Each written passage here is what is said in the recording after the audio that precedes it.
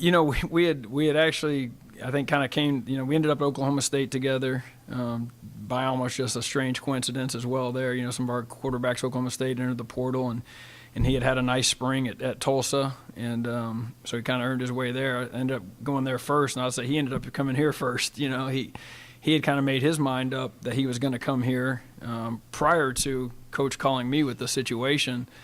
So in a way, I followed him on this one. And of course, it's a bonus. I'd be lying and be crazy to say that being able to walk into a weight room and see your own son there, or being able to walk to a workout and seeing your son and those kind of things, it's a lot of fathers would never get this opportunity. So I don't want to. It's something that I don't take for granted.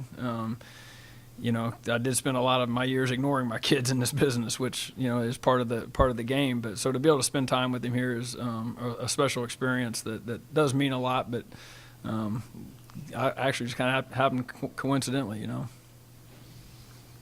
Coach, you talked about these 2 weeks that you've been here, kind of assessing the talent that you have. What have you seen from the guys, and what's the expectation for the defense this year? The thing that caught my attention early is we have very respectful kids, and I know that sounds a little bit like maybe you don't understand, but you step into some programs and there's a different feel amongst the way the kids talk to each other, the way the kids interact with the coaches.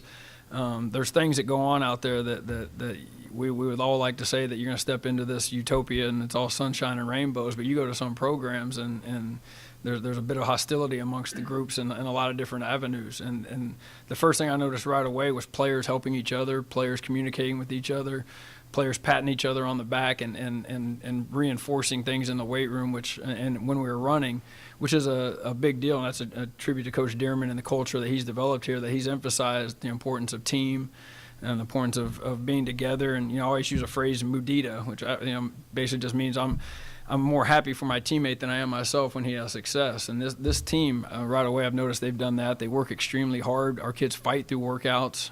When things get tough, they support each other and don't quit. We have good players on this team. We have kids who can play. So all the players have made a big impression on me in the first 2 weeks. Ben, I think you have some. Yeah, I got a couple from Max Cohen.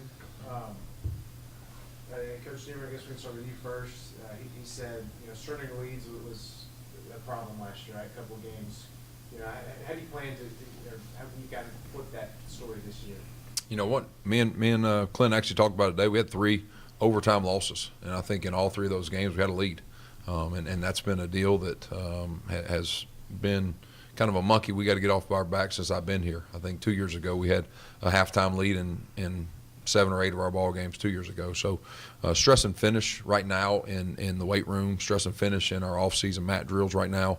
When me and Coach leave today, we're actually headed out to our Cox Creek facilities. We got some station work today where the emphasis is finishing. So huge off-season emphasis on finishing, but being detailed in what finishing looks like. I think we've got to set a great black and white and eliminate any gray, eliminate those situations where players kind of question those things. I think us as play callers, we got to understand when games get tight, there are certain players you got to get the ball to. There are certain players that we got to ask to blitz, where scheme doesn't matter as much as players matter.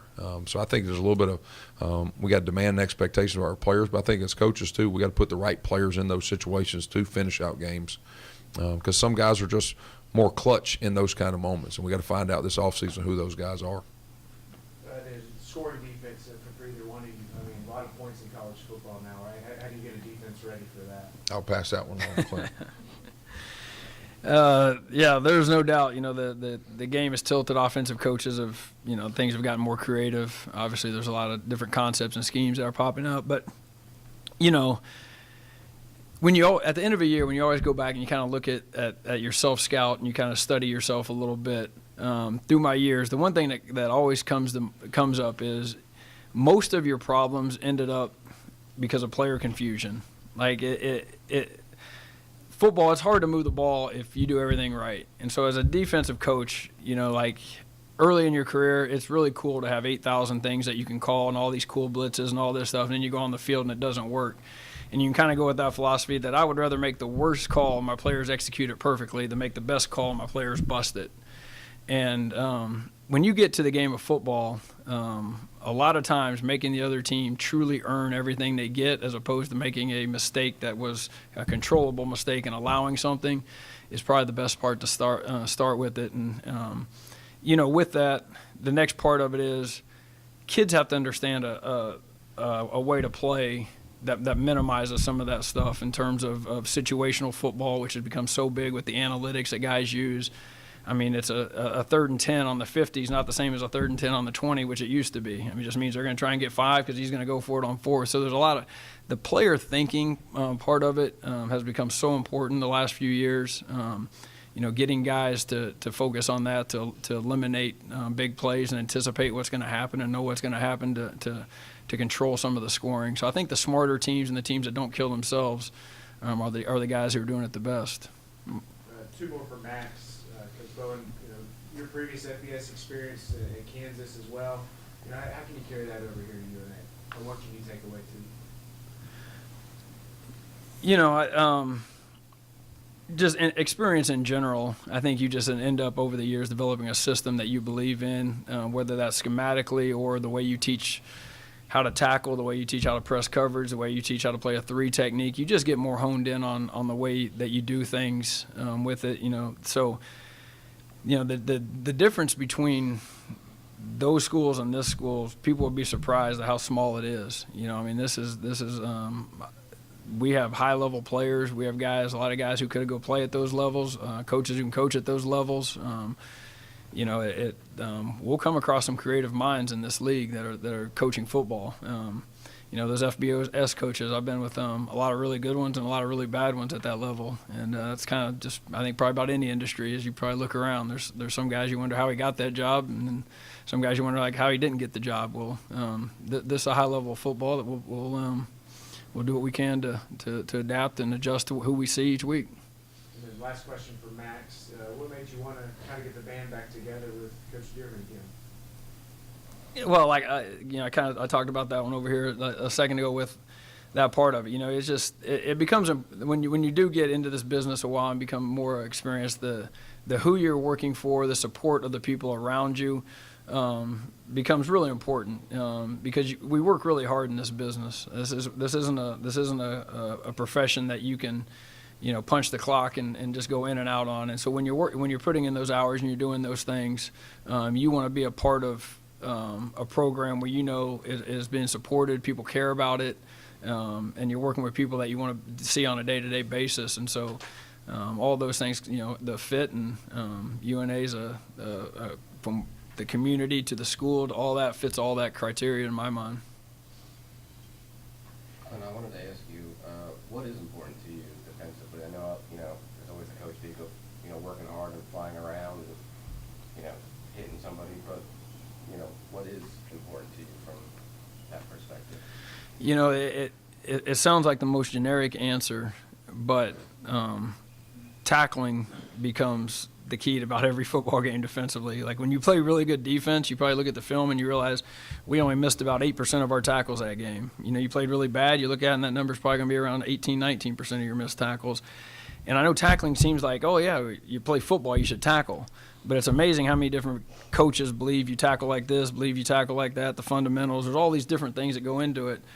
But it comes down to, in my opinion, and tackling represents fundamentals to me. And the things that bother me as a coordinator when I watch a game on Sunday, if our kids stand up too high and don't get in a great stance, they don't take a great first step, they don't have their eyes focused on a key. It's all those little tiny things that get lost in a game that add up. When people talk about the inches, it's not really the inches. It's the multitude of, did you take a false step? Did you take a bad angle? Did you have your eyes in the wrong place?